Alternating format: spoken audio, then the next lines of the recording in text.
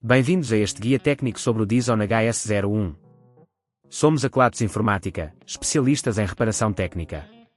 Recolhemos o teu equipamento ao domicílio, fazemos diagnóstico gratuito e enviamos orçamento antes de reparar. Sem chamadas, sem deslocações.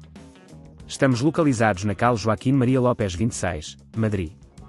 Cómodo, transparente e profissional. Link na descrição. Se o teu Dyson HS01 está a fazer um barulho estranho, pode ser bastante frustrante.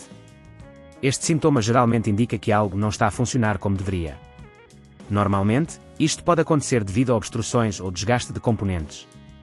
Se não resolveres a tempo, o barulho pode piorar e até levar a danos mais sérios no equipamento. Para esta reparação, vais precisar de algumas ferramentas e materiais. Terás à mão uma chave de fendas, uma pinça, um pano limpo para remover a sujidade e, possivelmente, um novo motor ou peça de substituição, dependendo da falha. Para começares, desliga o teu Dyson HS01 e retira a bateria. Abre o equipamento com cuidado, utilizando a chave de fendas para soltar os parafusos que seguram a parte traseira. Uma vez aberta, verifica o interior em busca de obstruções ou resíduos. O problema pode estar relacionado com o motor, que é a peça que mais frequentemente falha. Localiza o motor e verifica se há fios soltos ou danos visíveis. Para extrair o motor, usa a pinça para desconectar os cabos com cuidado, evitando danificar componentes adjacentes. Ao retirar o motor, toma nota do tipo de parafusos que usaste, pois precisarás de colocá-los de volta na mesma ordem. Se neste ponto achares que é demasiado complexo, lembra-te que na Kelatos recolhemos o equipamento no teu domicílio e devolvemos-te reparado. Depois de substituir o motor ou a peça danificada, reconecta os cabos com cuidado, certificando-te de que estão bem fixos.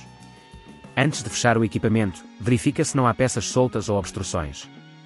Para finalizar, coloca novamente a parte traseira e os parafusos, apertando-os bem. Agora, liga o teu Dyson e verifica se o barulho estranho desapareceu. Para evitar que este problema volte a ocorrer, é importante manter o teu Dyson limpo e livre de obstruções.